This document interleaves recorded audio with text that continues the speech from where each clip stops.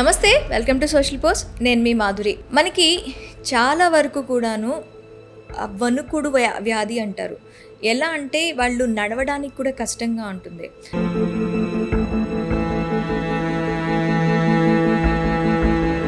అసలు దీని వెనకాతల ఏం సైన్స్ ఉంది, అసలు ఇలా ఎందుకు అవుతుంది? మనకి ఈ నరాల వీక్నెస్ వల్ల మనకి ఫ్యూచర్లో ఎలాంటి ప్రాబ్లమ్స్ వస్తాయి? దీన్ని క్లియర్ చేసుకోవడానికి మెడికల్ సైన్స్లో ఏవైనా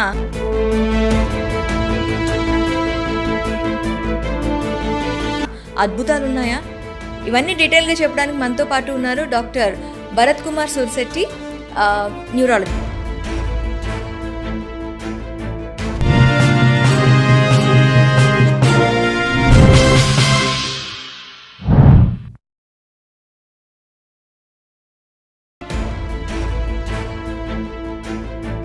ఈరోజు మనతో పాటు ఉన్నారు భరత్ కుమార్ సుర్శెట్టి, న్యూరాలజిస్ట్. నమస్తే సార్. నమస్తే అండి. సార్, మూమెంట్ డిసార్డర్ అంటే ఏంటి? మూమెంట్ డిజార్డర్స్ అంటే లైక్ మన బ్రెయిన్లో మూమెంట్స్ అనేవి ఎట్లా జరుగుతాయి అంటే, మన బాడీలో మూమెంట్స్ ఎట్లా జరుగుతాయంటే, యూజువల్గా మనం ఏదైనా చేయి కదిలించాలన్నా ఆర్ కాలు కదిలించాలన్నా ఆర్ బాడీ మొత్తం కదిలించాలన్నా కూడా మన బ్రెయిన్లో కార్టెక్స్ అనే ఏరియా ఉంటుంది అన్నట్టు. అక్కడ నుంచి సిగ్నల్ స్టార్ట్ అయ్యి బేసల్ గ్యాంగ్లియా అని చిన్న మెదడులో ఒక పార్ట్ ఉంటుంది. దాని నుంచి త్రూ స్పైనల్ కార్డ్ మన బాడీ కానీ అంటే హ్యాండ్ కానీ మూమెంట్స్ కానీ రావాలంటే అక్కడ నుంచి మనకి స్టార్ట్ అవ్వాలి. సో ఈ మూమెంట్ ప్రోగ్రాంలో ఎక్కడ తేడా ఉన్నా కూడా మన కదలికల్లో తేడా ఉండొచ్చు. ఓకే. సో వీటిని మూమెంట్ డిజార్డర్స్ అంటారు. బేసికలీ ఇవి కదలికల్లో ఉండే తేడాల వల్ల వచ్చే వ్యాధి అనుకోండి. సో దీంట్లో ఒక 2 రకాలు ఉంటాయి. అంటే మూమెంట్స్ కెన్ బి ఎక్సెసివ్, అంటే ఎక్కువ మూమెంట్స్ ఉంటే ఒక రకమైన వ్యాధి ఉంటుంది, తక్కువ మూమెంట్స్ ఉంటే ఇంకో రకమైన వ్యాధి ఉంటుంది. ఓకే. అంటే ఈ మూమెంట్స్కి రిలేటెడ్గా ఎలాంటి వ్యాధులు రావచ్చు? ఎక్కువ మూమెంట్స్ ఉంటే లైక్ మనం చాలామంది చూస్తుంటాం, వణకుడు వ్యాధి ఉంటుంది, ట్రెమర్స్ అంటారు. సో అదేంటి, నార్మల్గా కావాల్సిన దానికంటే ఎక్కువ సిగ్నల్స్ రావడం వల్ల ఈ వణకడం అనేది ఉంటుంది. అట్లానే కొంతమందికి టిక్స్ అని ఫేస్ పైన కొన్ని కంటిన్యూస్గా బ్లింకింగ్ లాగా కనపడుతూ ఉంటుంది, కళ్ళు కంటిన్యూస్గా, అది టిక్స్. అది కాకుండా కొంతమందికి మైక్లోనెస్ అని సడన్గా జర్క్స్ లాగా మూమెంట్స్, అది ఒక కైండ్ ఆఫ్. అంటే ఏంటి, సడన్ గా ఒక పర్సన్ నడుస్తూ ఉన్నప్పుడు కళ్ళు తిరుగుతున్నట్టు ఉండటం, ఇది ఇలాంటివా? అది గిడ్డినెస్. అది గిడ్డినెస్. ఓకే. కళ్ళు తిరగడం అంటే గిడ్డినెస్. సో మూమెంట్ డిజార్డర్స్లో ఏంటి అంటే నార్మల్ కంటే ఎక్కువ మూమెంట్స్ రావడము ఆర్ నార్మల్ కంటే తక్కువ మూమెంట్స్ రావడం. సపోజ్ ఇప్పుడు ఒక పేషెంట్, మనం ఎవరైనా పార్కిన్సన్ వ్యాధి తీసుకున్నాం అనుకోండి, వాళ్ళకేంటి అవ్వాల్సిన మూమెంట్స్ కంటే తక్కువ మూమెంట్స్ ఉంటాయి. అంటే వాళ్ళు నడుస్తున్నా కూడా చేతులు సరిగ్గా కదలకపోవడము, కాళ్ళు స్పీడ్గా పడకపోవడము, ఇట్లాంటివి తక్కువ మూమెంట్స్ ఉండేవి. సో బేసికలీ హైపోకైనెటిక్ అంటారు. హైపోకైనెటిక్ అంటే తక్కువ ఉండాల్సిన దానికంటే తక్కువ సిగ్నల్ వల్ల, హైపర్ కైనెటిక్ అంటే ఎక్కువ సిగ్నల్స్ వల్ల. ఇవి 2 టైప్స్ ఆఫ్ మూమెంట్ డిజార్డర్స్. ఇందాక మీరు అన్నారు కదా ఈ జర్క్ రావటం, అది దేనికోసం? అది కూడా ఒక వ్యాధ, లేకపోతే దానికి ఏమైనా వేరే ఇది ఉంటుంది? ఈ జర్క్స్ అనేవి యూజువల్గా ఏంటంటే కొన్నిసార్లు హైపర్ ఎక్సైటేషన్ వల్ల రావచ్చు. అంటే సడన్ సౌండ్స్కి కానీ నాయిస్కి కానీ, ఇది చాలా కామన్, ఎవరికైనా జరిగేదే. మనం ఇప్పుడు మాట్లాడుతున్నప్పుడు సడన్గా ఏదైనా సౌండ్ వచ్చింది అనుకుంటే సడన్గా జర్క్స్ వస్తుంటాయి కదా, ఇది నార్మల్ ఫిజియలాజికల్ జర్క్స్. అవి కాకుండా కొన్నిసార్లు జర్క్స్ వల్ల ఎట్లా అవుతుందంటే చేతులున్న వస్తువులు కింద పడిపోవడము, ఆర్ కూర్చున్నప్పుడు వాళ్ళంతా ఒకటేసారి వితౌట్ ఎనీ స్టిమ్యులస్ కూడా మూమెంట్స్ రావడము, వీటిని మయోక్లోనిక్ జర్క్స్ అంటారు. ఇవి కంప్లీట్లీ డిఫరెంట్ డిసీజ్. అవి వాటి గురించి చాలా కారణాలు తెలుసుకోవాల్సి వస్తుంది. అంటే ఇవి బ్రెయిన్లో ఉండే డిఫరెంట్ కణాలలో తేడా ఉండడం వల్ల వచ్చే లక్షణాలు ఈ మయోక్లోనిక్ జర్క్స్ అనేవి. ఓకే. అది కూడా ప్రాబ్లమా సార్, అలా రావటం కూడా? మయోక్లోనిక్ జర్క్స్ కూడా ప్రాబ్లం. దీంట్లో ఫిజియలాజికల్ జర్క్స్ అంటే న్యాచురల్గా ఇందాక చెప్పినట్టు ఏదైనా సౌండ్ స్టిమ్యులస్తో వస్తే అది చాలా కామన్. వితౌట్ ఎనీ స్టిమ్యులస్ ఒకవేళ జర్క్స్ లాగా వస్తున్నాయి అంటే దాన్ని ఖచ్చితంగా మనం కారణం ఏంటని తెలుసుకోవాల్సి ఉంటుంది. ఓకే. అయితే సార్, ఈ చేతులు వణకడం, లేదు అంటే కాళ్ళు వణకడం, స్టిఫ్ అయిపోవడం, ఇలాంటివన్నీ ఉంటాయి. ఇవన్నీ పార్కిన్సన్సేనా? సో పార్కిన్సన్స్లో యూజువల్గా లక్షణాలు ఎలా ఉంటాయంటే, నార్మల్గా కామన్గా పార్కిన్సన్స్ మనం ఎప్పుడు చూస్తామంటే అరౌండ్ 60 to 70 years ఆ ఏజ్లో చూస్తాం పార్కిన్సన్స్ అనేది. యూజువల్గా ఇది ఎట్లా స్టార్ట్ అవుతుందంటే దీని లక్షణాలు, ఒక చెయ్యి వణకడం కానీ, తర్వాత కొన్ని రోజుల తర్వాత కాళ్ళు వణకడం ఒకటి ఉంటుంది. అది గ్రాడ్యువల్గా డిఫరెంట్ బాడీ పార్ట్స్కి కూడా స్ప్రెడ్ అయ్యే అవకాశం ఉంటుంది. ఈ వణకడంతో పాటు వాళ్ళకి మిగతా లక్షణాలు కూడా ఉంటాయి. ఏంటి అంటే ఇవి మాట తేడా ఉండడము, మాట ముద్దగా రావడం అంటారు కదా, క్లారిటీ తగ్గిపోవడము, అది వాళ్ళకి ఇంకా రైటింగ్ రాస్తుంటే కూడా రైటింగ్ స్పీడ్ తగ్గిపోవడము, రైటింగ్లో అక్షరాల సైజ్ కూడా తగ్గిపోవడం ఉంటుంది. అండ్ ముఖ్యంగా వీళ్ళకి నడక కూడా చాలా స్లో అయిపోతుంది. ఓకే. బేబీ స్టెప్స్ వేసినట్టు చాలా స్లోగా నడుస్తుంటారు. మనము ఆల్మోస్ట్ ఒక 10 స్టెప్స్ వేసే వాళ్ళకి వాళ్ళు హార్డ్లీ 5 or 6 స్టెప్స్ వేయగలుగుతారు, అంత స్లో ఉంటుంది నడక. ఓకే. అండ్ యూజువల్గా ఏంటంటే పార్కిన్సన్ డిసీజ్ కొంచెం రోజు రోజుకి పెరిగే వ్యాధి. ఎందుకంటే దీంట్లో ఏం జరుగుతుందంటే యూజువల్గా పార్కిన్సన్ డిసీజ్లో బేసిక్ ఫిజియాలజీ ఏంటి అంటే ఈ చిన్న మెదడులో డోపమిన్ కెమికల్ ఒకటి తయారవుతుంది నార్మల్గా. సో డోపమిన్ బాగుంటే మన మూమెంట్స్ అన్నీ బెటర్గా ఉంటాయి. సో డోపమిన్ తగ్గిపోయే కొద్దీ ఈ లక్షణాలన్నీ వస్తుంటాయి. ఓకే. యూజువల్గా బాడీలో ఒక సైడ్ నుంచి స్టార్ట్ అవుతుంది ఆ డీజనరేషన్ అనేది. ఆ డోపమిన్ ప్రొడ్యూస్ చేసే కణాలు తగ్గిపోతుంటాయి దీంట్లో. సో ఇనీషియల్గా ఒక సైడ్ స్టార్ట్ అయ్యి గ్రాడ్యువల్గా ఇంకో సైడ్ కూడా డీజనరేషన్ అయ్యేసరికి పేషెంట్ లక్షణాలన్నీ పెరుగుతూ ఉంటాయి. కొన్ని రోజుల తర్వాత, కొన్ని సంవత్సరాల తర్వాత కొంతమంది వీల్ చైర్ బౌండ్ వరకు వెళ్ళే అవకాశాలు కూడా ఉంటాయి ఇఫ్ ట్రీట్మెంట్ లేకపోతే పార్కిన్సన్స్ డిసీజ్లో. ఓకే. సార్, ఇది పార్కిన్సన్స్ కాకుండా ఈ చేతులు వణకడం, కాళ్ళు వణకడం, ఈ స్టిఫ్నెస్ అవి ఇంకా దేనికైనా కారణం కావచ్చు? చేతులు వణకడం, కాళ్ళు వణకడం కామన్గా ఎసెన్షియల్ ట్రెమర్ అని ఒక కండిషన్ ఉంటుంది. ఎసెన్షియల్ ట్రెమర్ అంటే ఏంటి అంటే యూజువల్గా ఇది at least 70 to 80% of the times ఇది ఒక జెనెటిక్ కండిషన్. అంటే ఫ్యామిలీలో మదర్ సైడ్ కానీ ఫాదర్ సైడ్ కానీ ఆర్ కొన్నిసార్లు గ్రాండ్ పేరెంట్స్లో కూడా చాలామందికి ఏంటి అంటే ఈ మాట వనకడం కానీ, ఏదైనా వస్తువు పట్టుకుంటే చేయి వనకడం, ఆర్ టీ కప్ పట్టుకున్నా, కాఫీ కప్ పట్టుకున్నా ఇట్లాంటివి వణుకుతుంటాయి. రైటింగ్లో కూడా కొన్నిసార్లు వణికినట్టు ఉంటుంటాయి. ఇది ఎసెన్షియల్ ట్రెమర్. ఎసెన్షియల్ ట్రెమర్కి పార్కిన్సన్స్కి డిఫరెన్స్ ఏంటి అంటే ఎసెన్షియల్ ట్రెమర్స్లో మనం ఇందాక చెప్పినట్టు స్లోనెస్ వెరీ వెరీ అన్లైక్లీ, చాలా కామన్గా ఉండదు. స్లోనెస్ కానీ ఆర్ టైట్నెస్ కానీ స్టిఫ్నెస్ కానీ ఇవి ఉండవు. అండ్ ఎసెన్షియల్ ట్రెమర్లో ఓన్లీ వనకడం మాత్రమే ఉంటుంది. ఓకే. చాలా తక్కువ మందికి సివియర్గా ఉండే అవకాశం ఉంటుంది. అండ్ ఎసెన్షియల్ ట్రెమర్కి డిఫరెంట్ ప్లాన్ ఆఫ్ మెడికేషన్స్ ఉంటాయి. ఇది డోపమిన్ కెమికల్ తేడా వల్ల కాదు. మన చిన్న మెదడులో సెరిబెల్లం అనే ఏరియా ఉంటుంది, అక్కడి నుంచి వచ్చే సర్క్యూట్స్ తేడా ఉండడం వల్ల వచ్చే అవకాశం. ఇందాక చెప్పినట్టు అట్లీస్ట్ ఒక 70 to 80% ఆఫ్ ద టైమ్స్ ఇది జెనెటిక్ కండిషన్. కొన్నిసార్లు మనం కూర్చున్నా లేదంటే నిల్చున్నా కొంచెం వణికినట్టు అవుతూ ఉండడం, ఒక 10 minutes ఇది అయిన తర్వాత అది నార్మల్ అయిపోవడం చూస్తుంటాం. ఇది కూడా దానికి కారణం అవ్వచ్చా? యాక్చువల్లీ చాలాసార్లు మనం చూసే వనకడము ఏదైనా స్ట్రెస్ కానీ యాంగ్జైటీ కానీ వాటి వల్ల యాంగ్జైటీలో కూడా వనకడం ఉంటుంది. ఓకే. యాంగ్జైటీలో కూడా వనకడం ఉంటుంది. సడన్గా ప్యానిక్ అటాక్ కొన్నిసార్లు వస్తుంటాయి కదా, మితిమీరిన ఆందోళన వల్ల, ఎక్కువ ఆలోచించడం వల్ల, స్ట్రెస్ వల్ల, దానివల్ల కూడా వనకడు రావచ్చు. బట్ ఈ ఎసెన్షియల్ ట్రెమర్కి ఈ వనకడికి తేడా ఏంటి అంటే ఎసెన్షియల్ ట్రెమర్లో కంటిన్యూస్ ఫినామినన్ అది. ఓకే. ఎవ్రీడే ఆ ప్రాబ్లం ఉంటుంది. ఓకే. మన స్ట్రెస్ రిలేటెడ్ అంటే ఓన్లీ ఆ స్ట్రెస్ ఉన్న టైమ్స్లోనే ఉంటుంది, మిగతా టైమ్స్లో it'll be completely normal. Okay. అయితే ఈ పార్కిన్సన్స్ అనేది మనం ఎక్కువగా ఎవరిలో చూడొచ్చు? చిన్న ఏజ్లో వచ్చే ఛాన్సెస్ ఏమైనా ఉంటాయా? పార్కిన్సన్స్ యూజువల్గా 50 to 60 years ఆ ఏజ్లో చాలా కామన్గా వచ్చే కండిషన్. అండ్ మెన్ ఉమెన్ పెద్ద డిఫరెన్స్ ఏం లేదు, ఎవరికైనా రావచ్చు అది. అయితే ఇప్పుడు ఏంటి అంటే మన మెడికల్ డయాగ్నోస్ అడ్వాన్స్ అయ్యే కొద్దీ వీఆర్ సీయింగ్ ఈవెన్ అర్లీ ఏజెస్లో కూడా చూస్తున్నాము. ఓకే. అంటే యూజువల్గా పార్కిన్సన్స్ లెస్ దెన్ 45 ఉంటే వీళ్ళని యంగ్ ఆన్సెట్ పార్కిన్సన్ డిసీజ్ అంటారు. అంటే యుక్త వయసులో వచ్చే పార్కిన్సన్ వ్యాధి. వీళ్ళకి నార్మల్గా వచ్చే పార్కిన్సన్స్కి డిఫరెన్స్ ఏంటి అంటే ఈ యంగ్ ఆన్సెట్ పార్కిన్సన్స్ వాళ్ళల్లో జెనెటిక్ ఉండే లక్షణాలు ఎక్కువ ఉంటాయి, జన్యుపరమైన కారణాలు. అంటే ఫ్యామిలీలో ఎవరికైనా ఉంటే అర్లీగా వచ్చే అవకాశం ఒకటి ఉంటుంది, ఆర్ ఆ పేషెంట్లోనే ఆ పర్టికులర్ పర్సన్లోనే ఈ జన్యువులలో కొన్నిసార్లు తేడా ఉండడం వల్ల కూడా వచ్చే అవకాశం ఉంటుంది. నార్మల్గా ఈ పెద్దవాళ్ళు వచ్చే పార్కిన్సన్స్ ఉంది, ఇడియోపాథిక్ పార్కిన్సన్స్ అంటారు వాటిని. దానిలో జరిపిన కారణాలు చాలా తక్కువ. బట్ ఈ యంగ్ ఆన్సెట్ పార్కిన్సన్స్లో ఏంటి అంటే ఈ జన్యుపరమైన కారణాలు అనేవి ఆల్మోస్ట్ ఒక 40% ఆఫ్ ద పేషెంట్స్కి జన్యుపరమైన కారణాలు ఉండే అవకాశం ఎక్కువ ఉంటుంది.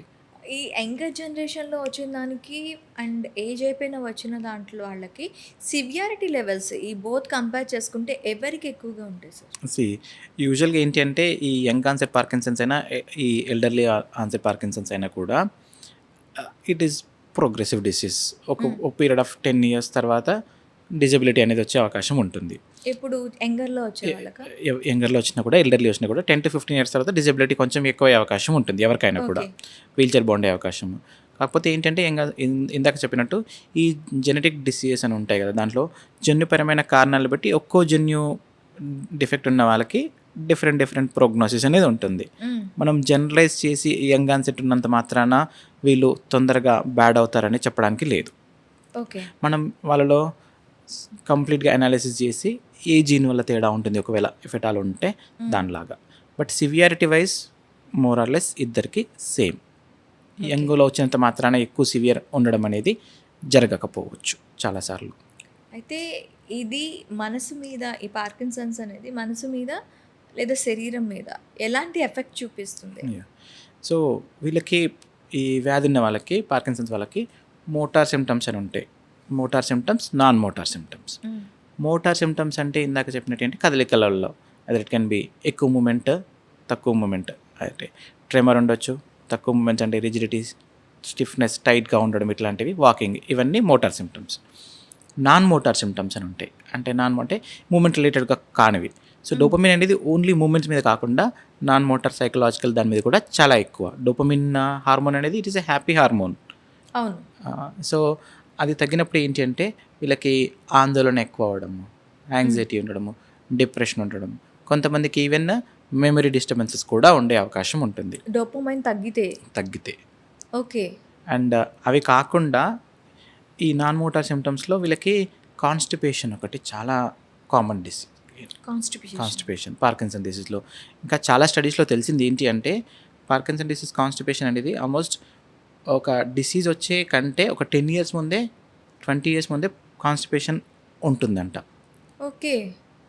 సో అంటే అదొక కాన్స్టిట్యూషన్ వస్తే ఇది దారి తీసే అవకాశం ఉందని ముందే జాగ్రత్త పడాలా? అట్లా చెప్పలేము మనము. కానీ పార్కిన్సన్ డిసీజ్ ఉన్న వాళ్ళకి కాన్స్టిపేషన్ అనేది ముందు నుంచే స్టార్ట్ అవుతుందని చెప్పవచ్చు. బట్ ప్రతి కాన్స్టిపేషన్ అనే పేషెంట్ వాళ్ళు పార్కిన్సన్స్కి దారి తీస్తుందని మనం ఎప్పుడూ అనుకోలేము. ఓకే. అండ్ అట్లాగే కాన్స్టిపేషన్ కాకుండా ఈ స్మెల్ సెన్సేషన్ కూడా వాళ్ళకి తగ్గుతుంది పార్కిన్సన్ డిసీజ్ వాళ్ళకి. అది కూడా ఈవెన్ మన బాడీలో లక్షణాల కంటే ముందే 10 years 20 years ముందే స్మెల్ సెన్సేషన్ కూడా తగ్గిపోవడం అనేది కూడా జరుగుతుంది. ఎందుకంటే అదే సెడ్ ఇవన్నీ మూమెంట్స్ రిలేటెడ్ అబ్నార్మాలిటీ కాబట్టి ఈవెన్ వాళ్ళలో ఈ మన పేగుల్లో మొబిలిటీ ఉంటుంది కదా, గ్యాస్ట్రోఇంటెస్టైనల్ మోటిలిటీ అంటారు, అది కూడా తగ్గడం వల్ల కాన్స్టిపేషన్ అనే ఉంటుంది. అయితే ఈ డోపమైన్ని సర్టెన్ లెవెల్లో స్థిరంగా ఉండేలా చేయాలి అంటే ఏం చేయాలండి?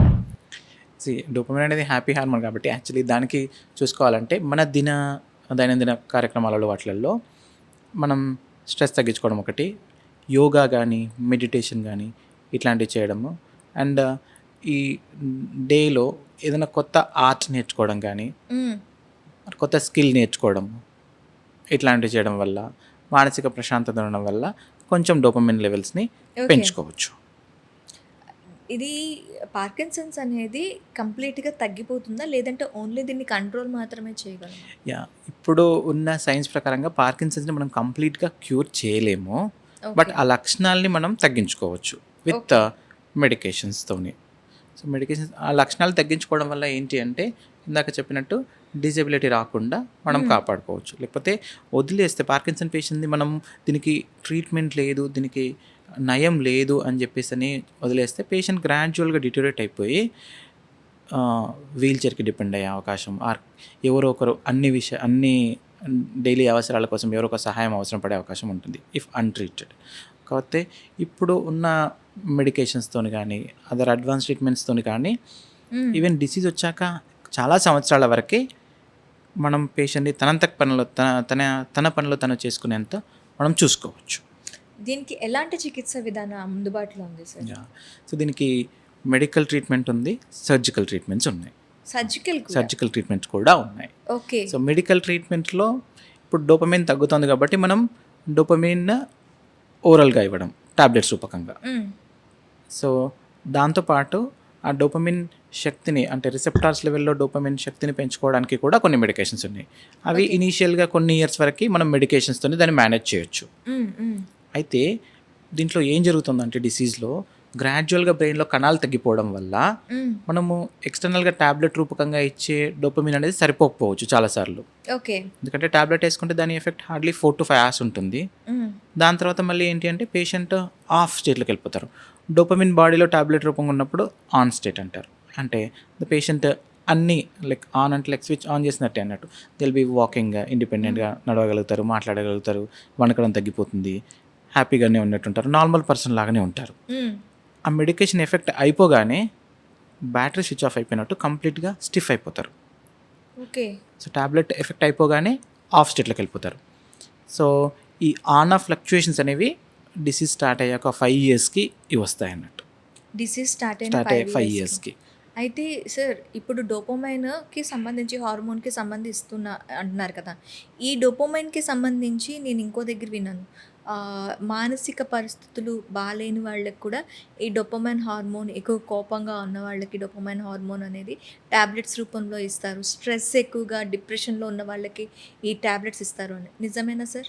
అంటే మానసికంగా డిప్రెషన్ ఉన్నప్పుడు కొన్ని ఇచ్చే కాంపౌండ్స్తోని టాబ్లెట్స్తోని డోపమిన్ లెవెల్ పెరుగుతోంది. హ్మ్. బట్ పార్కిన్సన్స్లో ఇచ్చే మెడికేషన్స్ అండ్ ఆ సైకలాజికల్ ప్రాబ్లమ్స్కి ఉన్న మెడికేషన్స్ కంప్లీట్గా డిఫరెంట్గా ఉంటాయి. ఓకే. దీంట్లో డైరెక్ట్ డోపమిన్ అనేది టాబ్లెట్ రూపంగా ఇస్తాం మనం ఈ హ్మ్. పార్కిన్సన్ డిజీజ్లో. బికాస్ దీంట్లో ఓన్లీ డోపమిన్ ఒక్కటే తగ్గుతుంది. బట్ మానసిక సంబంధించిన దాంట్లో డోపమిన్ కాకుండా మిగతా కొన్ని హార్మోన్స్ కూడా ఉంటాయి. వాటిల్లో కూడా డిస్టర్బెన్స్ ఉండే అవకాశాలు చాలా ఎక్కువ ఉంటాయి. So okay. అందుకని ఆ ట్రీట్మెంట్ ప్లాన్ డిఫరెంట్గా ఉంటుంది, దీంట్లో కూడా డిఫరెంట్గా ఉంటుంది. ఈ డీప్ బ్రెయిన్ స్టిమ్యులేషన్ అనే ట్రీట్మెంట్ ఎక్కడిస్తారు? అసలు ఇదంటే ఏంటి? సి ఇందాక చెప్పినట్టు ఈ పార్కిన్సన్స్లో ఈ ఆన్ ఆఫ్ ఫ్లక్చుయేషన్స్ వచ్చి హ్మ్. పేషెంట్ మెడికేషన్స్ ఇచ్చినప్పుడు కూడా అంత సిగ్నిఫికెంట్ రెస్పాన్స్ లేనప్పుడు మనం అదర్ అడ్వాన్స్డ్ ట్రీట్మెంట్స్లో ఈ డీప్ బ్రెయిన్ స్టిమ్యులేషన్ అనేది ఒకటి. హ్మ్. సో ఇవన్నీ ఏంటి అంటే బ్రెయిన్లో సబ్స్టాన్షియా నిగ్రా అనే ఒక ఏరియా ఉంటుంది, చిన్న మెదడులో ఉంటుంది అది. సో అక్కడ నుంచి ఈ ప్రొడక్షన్ తగ్గిపోతుంది. సో ఈ డీబీఎస్లో ఏం చేస్తారంటే బ్రెయిన్లో ఆ ఏరియాలో ఎలక్ట్రోడ్స్ పెడతారు. సబ్థాలమిక్ న్యూక్లియస్ అనే ఒక ఏరియా ఉంటుంది. అక్కడ నుంచి మూమెంట్ ప్రోగ్రామ్స్ అన్నీ అక్కడ నుంచి నార్మల్ మూమెంట్స్ జరగడానికి అక్కడ నుంచి మన సిగ్నల్స్ రావాల్సింది అన్నట్టు. సో అక్కడ ఎలక్ట్రోడ్స్ పెట్టి అక్కడ కంటిన్యూస్ పల్స్ ఇవ్వడం అన్నట్టు. సో ఎలక్ట్రోడ్స్ మన బ్రెయిన్లో ఎలక్ట్రోడ్స్ పెట్టి దాన్ని ఒక బ్యాటరీ కనెక్ట్ చేస్తారు. Battery chest electrodes with battery. Battery will be on the chest. Hmm. ఇక్కడ చెస్ట్లో ఒక చిన్న పాకెట్ లాగా క్రియేట్ చేసి హ్మ్. అక్కడ బ్యాటరీ పెడతారు. బ్రెయిన్లో ఎలక్ట్రోడ్స్ పెట్టి ఆ బ్యాటరీకి ఆ ఎలక్ట్రోడ్స్ని కనెక్ట్ చేస్తారు. ఓకే. చేసి కంటిన్యూస్ ఇంపల్స్ ఇవ్వడం వల్ల నార్మల్గా ఫిజియాలజీ ఎట్లా జరుగుతుందంటే నార్మల్గా మూమెంట్స్ జరగాలంటే అక్కడి నుంచి సిగ్నల్ ఎట్లా రావాలో ఈ డిబిఎస్ అనేది అట్లా చేస్తారు. అంటే ఇది kind of a pacemaker. Indirectly current supply చేస్తున్నారు. ఇండైరెక్ట్లీ అట్లానే, కాకపోతే voltage will be very very less here. Okay. ఇప్పుడు మనకి కార్డియాక్ పేస్ మేకర్ అని వినే ఉంటారు కదా. హ్మ్. హ్మ్. ఒక చిన్న పేస్ మేకర్ లాంటి పెడితే ఆటోమేటిక్గా సిగ్నల్ అక్కడి నుంచి వచ్చేసి పంపింగ్ రావడం, హార్ట్ రేట్ రావడం అని ఉంటుంది కదా. సేమ్ అట్లానే ఈ డిబిఎస్ అనేది కూడా ఒక పేస్ మేకర్ ఇన్సర్షన్ టైపే, కాకపోతే ఇది బ్రెయిన్లో. ఓకే. బ్రెయిన్ పేస్ మేకర్ కానీ బ్రెయిన్ చిప్ కానీ అంటారు వీటిని యూజువల్గా చెప్పాలి అంటే. సో ఆ కంటిన్యూస్ సిగ్నల్స్ రావడం వల్ల మూమెంట్స్ అనేవి బెటర్గా అయ్యే అవకాశం ఉంటుంది. ఇంకొక విషయం చెప్పాల్సింది ఏంటి అంటే ఈ డిబిఎస్ అనేది కంప్లీట్లీ అవేక్ సర్జరీ. హ్మ్. Patient will be talking during the surgery. వాళ్ళు మాట్లాడుతుంటారు. హ్మ్. కంప్లీట్ డీప్ జనరల్ అనెస్థీషియా కూడా ఇవ్వాలి. ఎందుకంటే డిబిఎస్ చేసేటప్పుడు చాలాసార్లు ఏంటి అంటే ఆన్ టేబుల్ మనకి కరెక్ట్ పొజిషన్లో ఆ ఎలక్ట్రోడ్ ఉందా లేదా అనేది చూసుకోవాలి. హ్మ్. ఎందుకంటే బ్రెయిన్ సర్జరీ అప్పుడు చాలా జాగ్రత్తగా ఉండాల్సిందే కదా. ఎందుకంటే కరెక్ట్ పొజిషన్లో ఎలక్ట్రోడ్ ఉండి ఆ ఆన్ టేబుల్లోనే మనం స్టిమ్యులేషన్ ఇచ్చి పేషెంట్కి షేకింగ్ తగ్గిందా, స్టిఫ్నెస్ తగ్గిందా, మూమెంట్స్ ఏమైనా బెటర్గా అవుతున్నాయా అనేది ఆన్ టేబులే మనం చూసుకోవాలి. హ్మ్. సో ఇది కంప్లీట్లీ అవేక్ సర్జరీ. పేషెంట్ మాట్లాడుతూనే ఉంటారు, మనకి కంటిన్యూస్గా చెప్తూనే ఉంటారు అన్నట్టు. మనం చేయి కదిలించడము, మూమెంట్స్ ఎట్లానే చూపించడం ఇవన్నీ. అండ్ ఈవెన్ ఇంకా ఈ డిబిఎస్కి ఈవెన్ కంప్లీట్గా మనం బ్రెయిన్ కూడా ఓపెన్ చేయాల్సిన అవసరం లేదు. ఓకే. స్టీరియోటాక్టిక్ సర్జరీ అంటారు వీటిని. హ్మ్. సో స్టీరియోటాక్టిక్ సర్జరీ అంటే ఏంటి అంటే కంప్లీట్గా ఎక్స్టర్నల్గా మన అన్ని మెషిన్స్ అండ్ మానిటర్స్ ఉంటాయి అన్నట్టు. సో ఇండైరెక్ట్గా చిన్న 2 హోల్స్ చేసి almost less than 0.5 cm whole అనుకోండి, అంత చిన్న హోల్ బర్ హోల్స్ అంటారు. హ్మ్. ఆ హోల్స్లో 2 హోల్స్ చేసి కరెక్ట్గా స్టీరియోటాక్టిక్ గైడెడ్ లాగా వెళ్ళి కంప్లీట్ 3D మ్యాపింగ్ ఉంటుంది అన్నట్టు బ్రెయిన్లో. సో వెళ్ళి కరెక్ట్గా ఆ ఏరియాలో ఆ ఎలక్ట్రోడ్స్ని ప్లేస్ చేస్తాం అన్నట్టు. ఓకే. సార్ ఇది అడగొచ్చో లేదో తెలీదు. I have a doubt. కొంతమంది మెంటల్లీ డిసేబుల్డ్ పీపుల్ ఉంటారు కదా! వాళ్ళకి కొంచెం బ్రెయిన్ నమ్ కావడం కోసం ఎలక్ట్రిక్ షాక్ అనేది ఇస్తూ ఉంటారు. సో, దీనికి దానికి కంపారిజన్ ఏంటి సార్? యాక్చువల్లీ ఎలక్ట్రోకన్వల్సివ్ థెరపీ ఇది కంప్లీట్లీ డిఫరెంట్ థింగ్. ఓకే. ఆ ఎలక్ట్రిక్ షాక్ అనేది ఏంటంటే మేము కొన్నిసార్లు ఎక్స్ట్రీమ్ సైకియాట్రిక్ డిసీజెస్ ఉన్న వాళ్ళకి ఎలక్ట్రోకన్వల్సివ్ థెరపీ అని ఇస్తారు. ఓకే. అంటే పేషెంట్ కంప్లీట్లీ మెడికేషన్స్కి ఎంత రెస్పాండ్ అవ్వకపోయినా కూడా అది ఓన్లీ ఒకసారి ఇచ్చేసి పేషెంట్ నార్మలైజ్ అయ్యాక మళ్ళీ మెడికేషన్స్ పైన పెడతారు.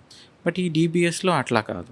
డీబీఎస్లో ఎలక్ట్రోడ్స్ ఇది విల్ బి ఇన్ 2 ప్లేస్. సిమిలియరా? నో అంటే no okay. Completely different thing. ఒకే ఏరియాకి ఇస్తారా పోనీ? కాదు, ఓకే. కంప్లీట్లీ డిఫరెంట్ ఏరియాస్లో ఉంటుంది. ఆల్మోస్ట్ ఈ ఎలక్ట్రోకన్వల్సివ్ థెరపీలో ఏంటి అంటే బ్రెయిన్ కంప్లీట్గా రీబూట్ చేయడం అనుకోండి. దీంట్లో ఏంటి అంటే స్పెసిఫిక్ ఏరియా ఎక్కడి నుంచి అయితే మనం మూమెంట్స్ ఆరిజిన్ అవుతాయో అక్కడ మాత్రమే మనము ఈ ఎలక్ట్రోడ్స్ అనేది ప్లేస్ చేస్తాము. ఓకే. సో దానికి మళ్ళీ ఇందాక చెప్పినట్టు ఒక బ్యాటరీ కనెక్ట్ చేసేసి ఆ బ్యాటరీ లైఫ్ కూడా ఉంటుంది అన్నట్టు. ఆ తర్వాత మళ్ళీ బ్యాటరీ చేంజ్ చేసుకోవడం ఇట్లాంటిది ఉంటుంది. బ్యాటరీ చేంజ్ చేసుకోవటం. మళ్ళీ దానికోసం ఆపరేషన్ చేస్తారా? ఇది పెద్ద ఆపరేషన్ కాదు. ఓకే. బ్యాటరీ చేంజ్ చేసుకున్నప్పుడు ఏంటి అంటే ఓన్లీ నేను ఇందాక చెప్పినట్టు చెస్ట్ పైన ఒక పాకెట్ లాగా క్రియేట్ చేసేసి పెడతాం కాబట్టి ఓన్లీ అక్కడ మాత్రమే ఇన్సెషన్ ఇచ్చేసి దాన్ని మనం చేంజ్ చేసుకోవచ్చు.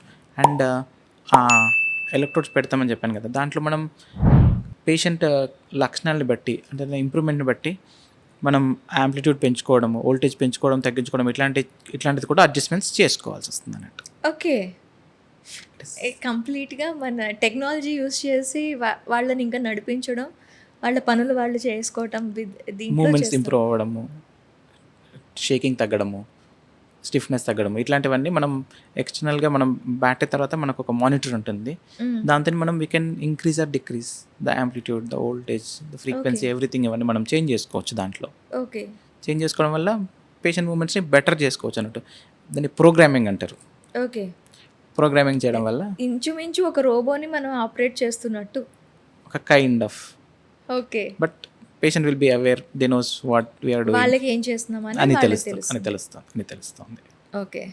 అయితే సార్ ఈ డీబీఎస్ చేయించుకున్న రోగుల్లో ఫలితాలు ఎలా ఉంటాయి? వాళ్ళు నార్మల్ లైఫ్ లీడ్ చేయగలుగుతారా? వాళ్ళు డీబీఎస్ చేసిన పేషెంట్కి ఏంటి అంటే మనకి ఎక్స్టర్నల్గా ఏమీ కనపడదు. ఆ ఎలక్ట్రోడ్స్ అనేవి చాలా ఆల్మోస్ట్ హెయిర్ లైన్ అంత చిన్నగా ఉంటాయి, అంత సన్న ఎలక్ట్రోడ్స్ అవి. సో వీళ్ళు నార్మల్ లైఫ్ అందరిలాగానే లీడ్ చేయగలుగుతారు. ప్రొవైడెడ్ ఆ సర్జరీ సక్సెస్ఫుల్ అయిపోయింది అంటే వాళ్ళు నార్మల్ లైఫ్గా లీడ్ చేసే అవకాశం చాలా ఎక్కువ ఉంటుంది. అయితే ఏంటి అంటే పార్కిన్సన్ వ్యాధి అనేది యూజువల్గా కొంచెం ప్రోగ్రెసివ్ వ్యాధి కాబట్టి డీబీఎస్ చేసినంత మాత్రాన మనం వ్యాధిని కంప్లీట్గా ఆపట్లేదు, దాని లక్షణాలని మాత్రమే మనం బెటర్గా చేయగలుగుతున్నాం. ఇవన్నీ ఏంటి అంటే పేషెంట్ డిజబిలిటీ రాకుండా కాపాడడానికి అన్నట్టు. ఓకే. క్యూర్ కాదు, లక్షణాలన్నింటినీ నార్మలైజ్ చేయడానికి మాత్రం చాలా బాగా పనికొస్తుంది అన్నట్టు. అయితే ఈ సర్జరీ ఎంతవరకు సేఫ్ అంటారు? చేసుకున్న తర్వాత ఎలా ఉంటుందంటారు? ఇది ఆల్మోస్ట్ 100లో మోర్ దాన్ 95 to 99% కాంప్లికేషన్స్ అనేవి చాలా చాలా తక్కువ. ఎందుకంటే ఓపెన్ సర్జరీ కాదు ఇది. అండ్ ఎలక్ట్రోడ్ ప్లేస్మెంట్ కూడా కంప్లీట్గా 3D స్టీరియోటాక్టిక్ బేస్డ్ అంటారు. ఓకే. సో వినో మనం ఎలక్ట్రోడ్స్ ఎక్కడ పెడుతున్నాం అనేది. అండ్ కాంప్లికేషన్స్ 99% అట్లాంటి ఏం కాంప్లికేషన్స్ ఉండవు, చాలా సేఫ్ ప్రొసీజర్. కాకపోతే ఏంటి అంటే చేసే కంటే ముందే పేషెంట్ ఈ సర్జరీకి ఫిట్టా కాదా అనేది మనం చూసుకోవాలి. ఓకే. పార్కిన్సన్స్ ఉన్న అందరికీ ఖచ్చితంగా ఈ సర్జరీ రిక్వైర్మెంట్ ఉంటుందని కాదు. కొన్ని లక్షణాలు చూసుకొని స్టార్టింగ్లోనే మరీ సీరియస్ వ్యాధి ఉన్న వాళ్ళకి, ఆర్ ఈ పార్కిన్సన్ విత్ సైకోసిస్ ఉన్న వాళ్ళకి, మెమరీ ఇంపైర్మెంట్స్ ఉన్న వాళ్ళకి ఈ సర్జరీ సజెస్ట్ చెయ్యం. ఎందుకు సార్? అంటే సైకోసిస్ ఉన్న వాళ్ళు కానీ, మెమరీ ఇంపైర్మెంట్స్ ఉన్న వాళ్ళు కానీ, వాళ్ళల్లో ఓన్లీ డోపమైన్ కాకుండా మిగతా కెమికల్స్ కూడా, బ్రెయిన్లో ఉండే న్యూరో ట్రాన్స్మిటర్స్ కూడా డెఫిషియన్సీ ఉండే అవకాశం ఉంటుంది. కాబట్టి సర్జరీ తర్వాత కూడా సక్సెస్ అనేది తక్కువ ఉండే అవకాశం ఉంటుంది. అందుకని ఈ సర్జరీని సజెస్ట్ చేయం. ఓకే. అయితే సార్ అఫోమార్ఫిన్ ఈ ఇంజెక్షన్ అనేది అసలు ఎక్కడ యూజ్ చేస్తారు? ఎపోమార్ఫిన్ అనేది ఇది కూడా పార్కిన్సన్ డిసీజ్లోనే వాడతారు. ఓకే. అంటే కొన్నిసార్లు ఏంటి అంటే patient may not be completely fit for that DBS surgery, అట్లాంటి వాళ్ళకైనా వాడుకోవచ్చు. Okay. Or patient not willing for surgery, okay, అట్లాంటి వాళ్ళకి కూడా వాడుకోవచ్చు. ఇదేంటి అంటే ఇప్పుడు ఈ సిరంజ్ మనం చూస్తూనే ఉంటాం కదా, ఎక్కడ మనం చాలాసార్లు మనకి కడుపులో పొట్ట మీద ఇస్తుంటాం కదా, అట్లనే అపోమార్ఫిన్ ఇంజెక్షన్ కూడా మనం ఇచ్చుకోవచ్చు. ఓకే. సో ఇచ్చాక ఏంటి అంటే ఈ లక్షణాలన్నీ బెటర్గా అయ్యే అవకాశం ఉంటుంది. కాకపోతే ఏంటి అంటే ఈ అపోమార్ఫిన్ ఇంజెక్షన్ అనేది రోజులో కొంతమందికి 4 to 5 టైమ్స్ అవసరం పడుతుంది. హ్మ్.